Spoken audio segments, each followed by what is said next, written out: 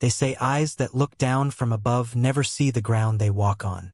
And the higher the heel, the more painful the fall. This is the story of a woman who believed the world was at her feet, until fate served her a bitter dish made of pride, silence, and unexpected revenge. That night, La Madera restaurant gleamed as usual. Warm lights illuminated every crystal glass. The sound of the piano filled the space like a soft perfume, and the waiters moved in silent choreography, like well-trained shadows. It was a place where wealth didn't need to be flaunted. It was present in every detail. And that was where she walked in, as if she owned it all. Vanessa Lacerda, heiress to a fortune gained through cold blood and clever lawyers, widow of a businessman involved in shady dealings.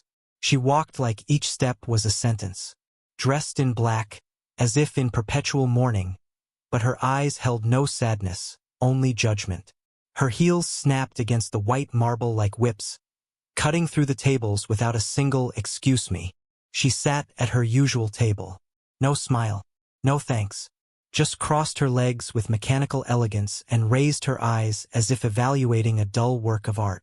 When the waiter approached, she didn't even look at him. "Bring the best wine in the house, and be quick. I'm not in the mood today." Lucas, the waiter, was 27, tall, with perfect posture and polite speech. But there was something in his eyes that clashed with the uniform. A steadiness. The kind of steadiness that tips can't buy. "Certainly, ma'am. I'll return shortly with your drink." But before he could walk away, she added coldly, "And don't spill a single drop. My dress is worth more than your entire life." Lucas said nothing, just nodded and walked off. But the mood around her table had already changed. Other guests looked away, some uncomfortable, others simply used to it. That's how it always was with Vanessa. She spoke as if the world was a passing nuisance. Minutes later, he returned with the wine, served it with precision without shaking. But that wasn't enough for her. "What's this? Is this the Merlot Reserve? Are you sure you can read, waiter?" "Yes, ma'am. It matches the order." She let out a loud sigh. "Of course. Predictable mistake. But the problem isn't you. It's this restaurant. Hiring just anyone." Lucas remained unfazed, took her order for the main course. When he returned with the dish, Vanessa turned her face away. "The steak's overcooked. I asked for rare and this is nearly boiled. Is this hospital food?" She called the manager, threw a tantrum, yelled, accused, while Lucas stood by, hearing every word like slow stabs, but said nothing. Then, in a gesture of pure contempt, Vanessa took the wine glass, still half full, and hurled it at the floor, shattering it. "Clean that up. That's what you're good for." Silence spread through the room like smoke. Even the music stopped. Lucas knelt down, started picking up the shards. And still she didn't stop. "You should be ashamed. A grown man crawling for scraps. You can't even manage to be invisible properly." But at that moment someone approached. An elderly man in a simple suit and very observant eyes. "Good evening, ma'am. My name is Gustavo. I'm the owner of this restaurant." Vanessa looked at him as if he were an insect. "So what?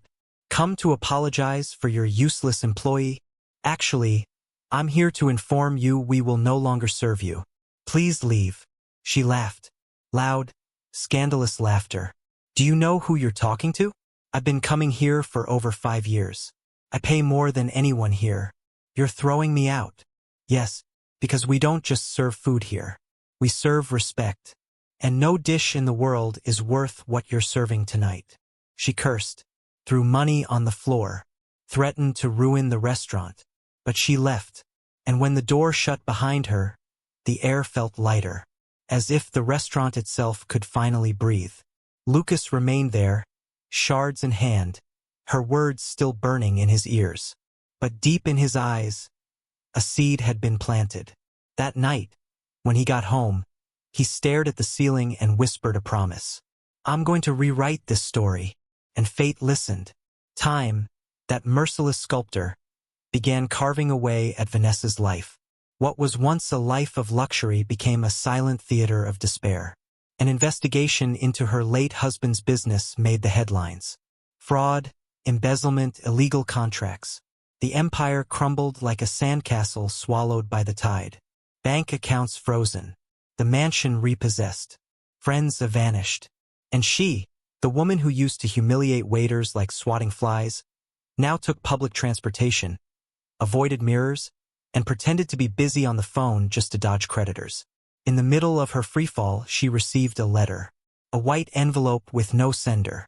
Inside, a handwritten invitation. Dinner of reconciliation. La Madera Restaurant. Table 4, 8 p.m. Dress like someone who wishes to be heard. It was a strange invitation, but something in it made her want to go. Maybe curiosity, maybe hunger, not for food, but for redemption. That night, she wore the best she had. An old dress, neatly pressed, simple. Pulled her hair back as best she could. Wore just a touch of perfume. And left. She arrived at the restaurant with her heart racing. La Madera looked different. More alive. Less luxurious. More human. She was guided to table 4. There, a single candle. And a man waiting. It was Lucas. But he no longer wore an apron. He was in a suit. Elegant, calm, with the same steady gaze. "Good evening, Vanessa. I'm glad you came." Took her a moment to recognize him. Her face flushed. "You? Why did you call me here?" "Because everyone deserves a second chance. And because some stories deserve a different ending." She sat in silence. Looked around. The restaurant had changed. More diverse clients. Smiling staff. A sense of renewal. Lucas continued. "After that night, someone recorded everything. The video went viral. I was contacted by investors. Today I'm a partner here. That incident changed my life." She looked at the floor. "I'm sorry. I'm not that woman. I just lost control." "I know. That's why you're here. To prove it." He called over a server. Brought a plate. "It's called rebirth. Simple but made with care. Like everything that's truly worthwhile." She ate in silence. The flavor was deep, real. For the first time in ages, she felt truly nourished. "Why are you doing this for me?" she asked. Lucas stood up, pulled an envelope from his pocket, and placed it on the table. "Because I learned that dignity doesn't seek revenge. It teaches." She opened it. Inside, a check. A significant amount. But more than that, an opportunity. Open a small business. Start over. With humility. And never mistreat those who serve you. Because one day, it might be you in their place. She cried. Not from despair, but from relief. As if someone had finally seen past her walls. That night, Vanessa went home in silence. But for the first time at peace. Months later, she opened a small cafe. Simple. Cozy. Where she served the customers herself, smiling. Someone once asked her if she ever felt ashamed. She replied, "I did. But now I feel grateful. Because sometimes the bitterest dish is the one that saves you. And in the end, it doesn't matter who you were, but who you choose to become after you fall." If the story touched you in any way, leave a like and share it with someone who needs a reminder about humility and transformation. Type in the comments. Respect is served every day to show you stayed until the end. And don't forget to subscribe for more dark and real stories that reveal the hidden side of appearances. Until next time.